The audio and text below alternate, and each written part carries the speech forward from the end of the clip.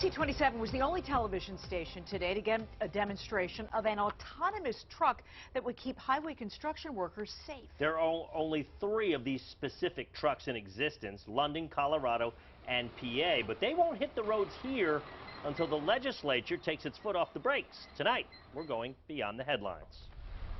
It has safety equipment, it has a message sign, it has a big bumper. But it's what this truck doesn't have that's turning heads. This is technology that not everybody has seen and touched. Several lawmakers watched the demonstration. Then PennDOT Secretary Leslie Richards got in the driver's seat. Okay, here we go. But only as a passenger. So what's happening now is he's taking over the steering. If you can see down at the brake on the gas, he's controlling his brake pedal. This truck will be at the tail end of a construction zone, controlled by the truck in the front.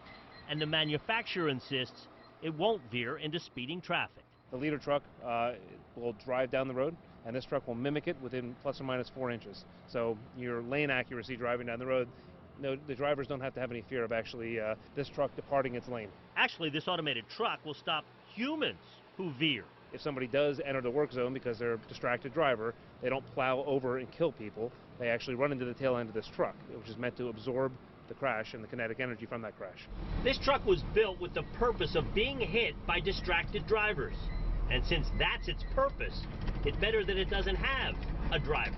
We want everybody who comes to work every single day in Pennsylvania to go home safely to their family. But these trucks are parked pending state legislation to give them the green light.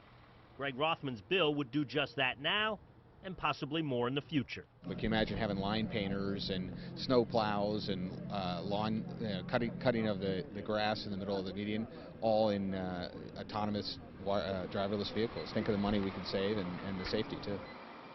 And there are about 3 accidents a month in work zones in Pennsylvania, we're told. Those trucks are manufactured in PA by Royal Trucks of the Lehigh Valley.